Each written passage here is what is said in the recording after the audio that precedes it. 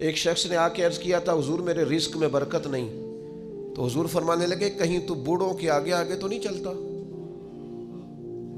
تم بزرگوں کا گویا احترام کرنا شروع کر دے، اللہ تیرے رزق میں برکت پیدا فرما دے گا۔ لیکن ہماری طبیعت یہ ہے کہ ہمارے اندر وہ خاص جذبات پیدا نہیں ہوتے، ہمیں وہ آج ایسے لوگوں سے سابقہ پڑتا ہے اور ایسے لوگوں کو سنتے ہیں جو مزاجن بے ادب ہوتے ہیں، طبعاً بے ادب ہوتے ہیں، تو ہم یہ ادب، یہ احترام، یہ چھوٹی سی قید ہوتی ہے، تو ہم چونکہ کسی قید کے قائل نہیں، آزاد جینا چاہتے ہیں، مرضی سے اٹھنا چاہتے ہیں، مرضی سے سونا چاہتے ہیں، مرضی سے آنا جانا چاہتے ہیں، تھوڑی سی قید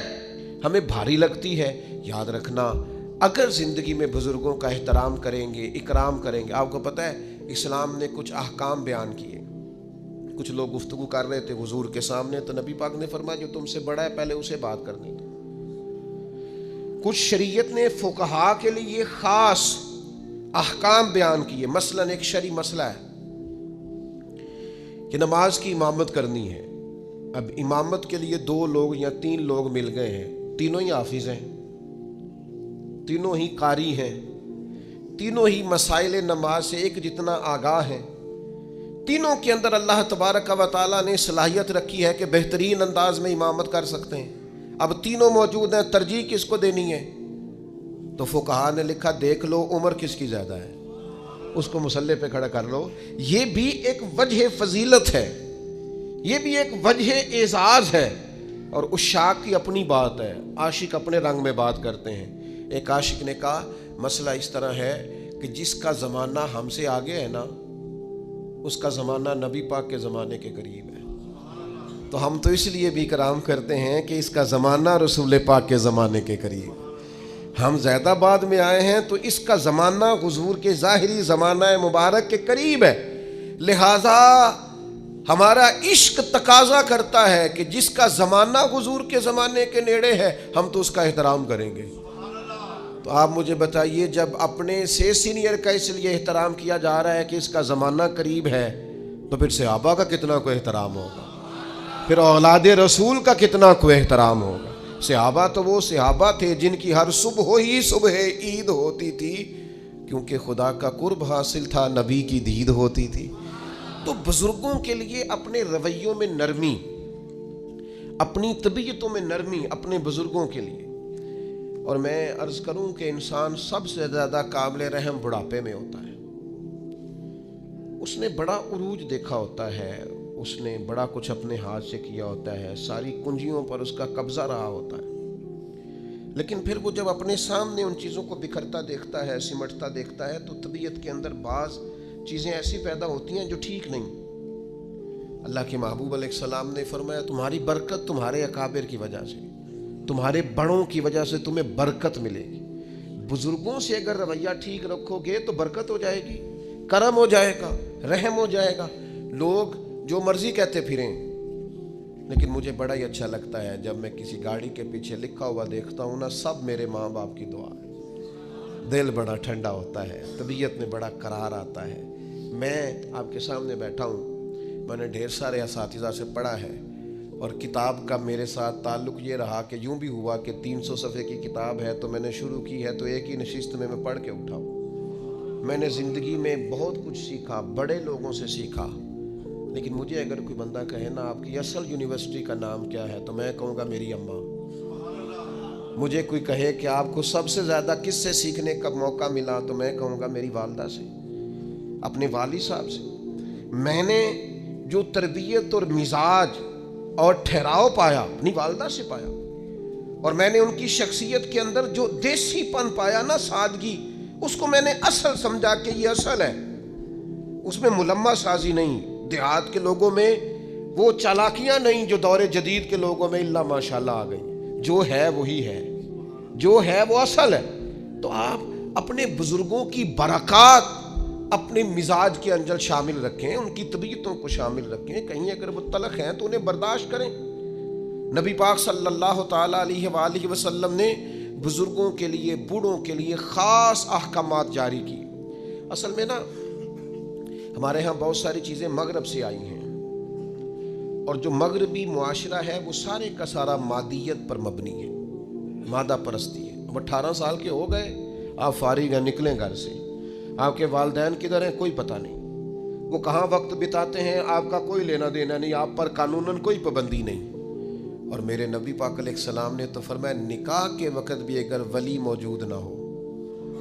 तो गोया निकाह में वो हुस्न नहीं जो हुस्न होता है। उस मौके पर भी कहा कि इसका बाप मौजूद हो। आप आज भी रजिस्टर खोल ले निकाह का तो लिखा होता है दुल्हा या उसके वकील के दस्तखत। तो वकील के खाने में किसको लिखा जाता है, वालिद को। विकालतें बाप के नाम।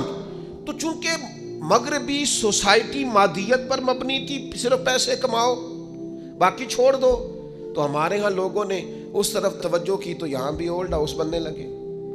यहाँ भी बूढ़ों को स्क्रैप का माल समझ के हमने छोड़ना शुरू कर दिया। मेरे अजीज याद रखें, अपनी तबीयत इस तरह की बनाएं, अपना लहजा इस तरह का बनाएं कि जिसमें बुजुर्गों के लिए एहतराम हो, जिसमें बुजुर्गों के लिए अच्छे जज्बात, जिसमें अपने बुजुर्गों के लिए हमारे ना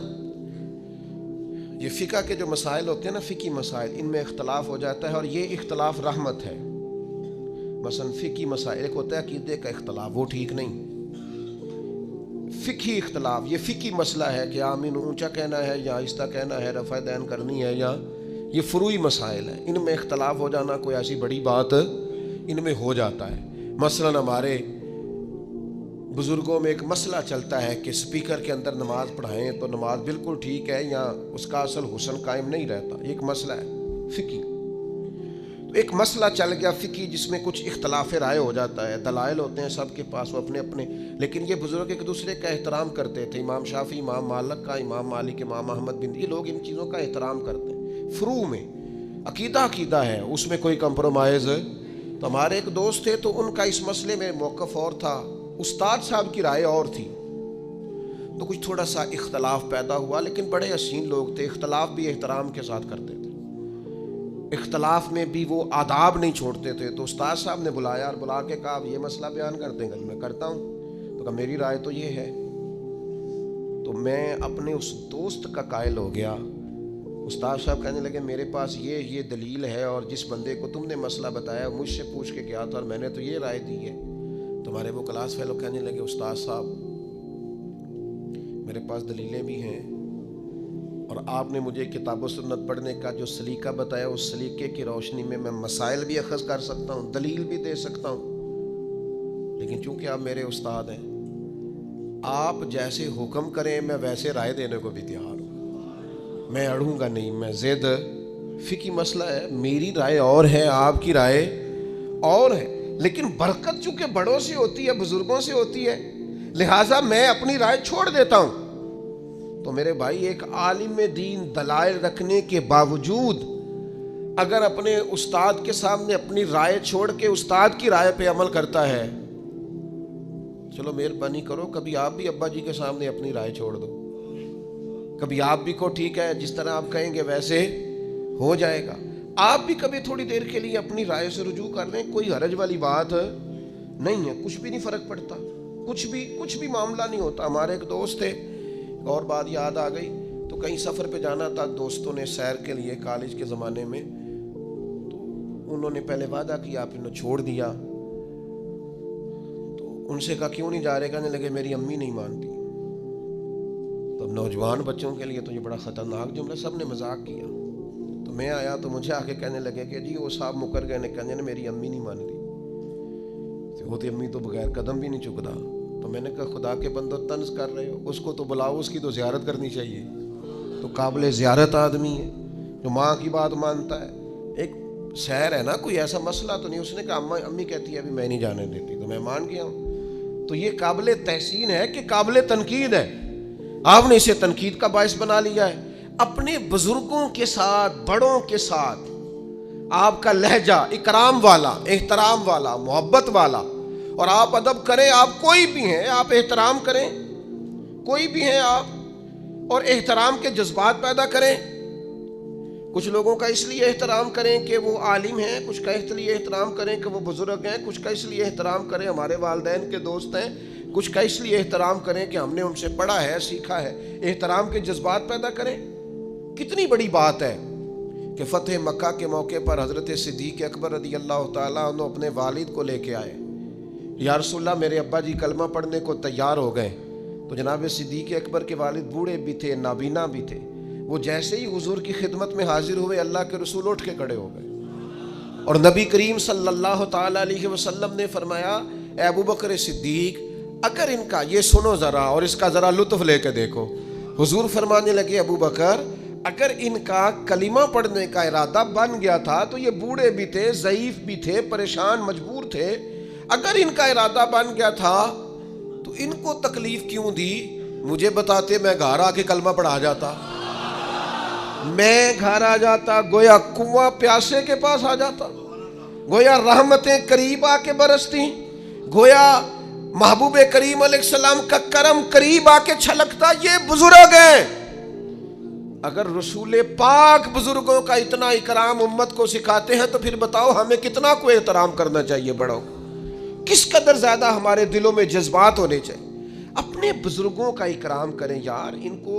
کو مشورے میں رکھیں، ان سے بات چیت کریں، ان کے ساتھ وقت بتائیں۔ اماں کو فون کیا کرو گھر میں، کہا کرو آج میں نے نہیں روٹی کھانی جب تک آپ نہیں پکائیں گی، اس کی تو طبیعت ہی ٹھیک ہو جانی ہے بالکل۔ وہ مینوں منڈے آکھیا ہے تسی مینوں دیو آج میں ہی پکانی ہے، وہ آپ ٹھیک نہیں ہے، بیمار نہ، وہ فون آیا ہے انہیں کھانی نہیں، مینوں پتہ ہے وہ۔ یہ آپ کریں اپنے بزرگوں کے ساتھ رویہ، آپ والد صاحب کو کہیں کہ آئیں آپ سے مشورہ کرنا ہے، اور آپ نے جو رائے دینی ہے میں نے وہ بے شک کہے کہ جناب میں بوڑھا ہوں، بیمار ہوں۔ یہ جو تھوڑا بہت پیر مانتے ہیں نا، تھوڑا بہت پیر ابا جی کو بھی مان لیں کوئی حرج نہیں، تھوڑا بہت مرشد اماں کو بھی مان لیں کوئی حرج والی بات۔ یہ بھی بابا صاحب نے کہا ہے بلے شاہ آسمانی اڈ دیاں پڑھنا، جیڑا گھر بیٹھا انہوں پڑھیا ہی نہیں۔ کچھ تھوڑی سی توجہ نبی پاک علیہ الصلوۃ والسلام نے نا اپنے عمل کے ذریعے بڑوں کو، بزرگوں کو اعزاز دینے کا ہمیں طریقہ بتایا، بزرگوں کو اعزاز اپنی عملی سیرت کے ذریعے۔ حضرت ابو بکر صدیق بھی بیٹھے تھے، حضرت عمر بھی بیٹھے تھے، حضرت ابو عبیدہ بن جراح بھی بیٹھے تھے۔ حضرت ابو عبیدہ بن جراح ان سب سے عمر میں بڑے تھے، تو حضور کے پاس پانی تھا، کوئی مشروب تھا پینے کا، تو سرکار دینے لگے تو سب سے پہلے حضرت ابو عبیدہ بن جراح کو دیا، تو عرض کرنے لگے یا رسول اللہ آپ پہلے، تو فرمایا آپ کی عمر زیادہ ہے، آپ ان سب سے سینئر ہیں اور برکت بڑوں کے ساتھ ہوتی ہے، لہذا آپ کو اعزازاً پہلے دیا جا رہا ہے۔ تو میرے عزیز میں نے نا، میرا کبھی کبھی دل کرتا ہے کہ میں نوجوانوں سے نا باقاعدہ اس بات پر تاکیداً ان سے وعدہ لوں کہ یار کچھ بھی ہو جائے نا، ماں باپ کی آگے اوف نہیں کرنا، چونکہ اللہ کا حکم ہے، اور جتنے بھی بزرگ آپ کو ملے نا مہربانی کرو، ان کے دل بچوں سے بھی زیادہ نازک ہو جاتے ہیں، ان کو ٹائم دو، اعزاز دو، بعد میں ایسا پچھتاؤ گے کہ پھر زندگی میں نا کچھ چیزیں ایسی ہیں جو جتنا مرضی انسان اونچا اڑے ان چیزوں کو دوبارہ حاصل کر سکتا۔ نبی پاک جناب ام ایمن کی قدر کرتے، حضور حضرت حلیمہ کے آنے پہ کھڑے ہوئے، چادر اتار کے بچھائی،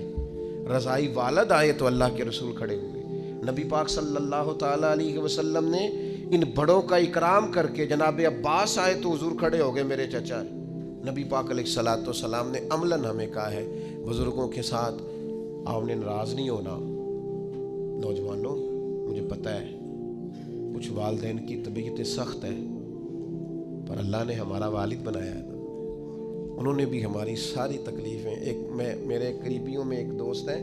کہ ابا جی بڑے سخت ہیں، تو وہ اکثر شکایت کرتے رہتے تھے ابا جی بڑے سخت ہیں، ابا جی بڑے ڈاڈے نے، جی تو ان کی دسی حضرت صاحب، تو ان کا کوئی آپریشن تھا، چھوٹا سا آپریشن تھا، ان کے دوست بھی مجھے کہتے تھے کہ ابا جی انہوں نے بڑے ڈاڈے نے، چھوٹا سا آپریشن تھا، تو مجھے فون کر کے نا تو ابا جی رو پڑے، کہنے لگے پیر صاحب دعا کرنا، منڈے دا آپریشن ہے، تے تمہیں پتہ ہے اپنے دکھ ویکھے جاندے نے، اولاد دے نہیں جے ویکھے جاندے، دعا فرمانا۔ میرا دل کرے کدی مینوں ملے نہ ہونا آ کے، تینوں میں دساں کرما لیا، تو کہنا ڈاڈا بڑا ہے، اس نے تو رو رو کے حد کر دی تیرے لیے، اور باپ نے، اس لیے مہربانی کریں اپنے بزرگوں کے لیے اپنے جذبات کو اعلیٰ کریں، اللہ تعالیٰ سمجھنے کی توفیق عطا فرمائے۔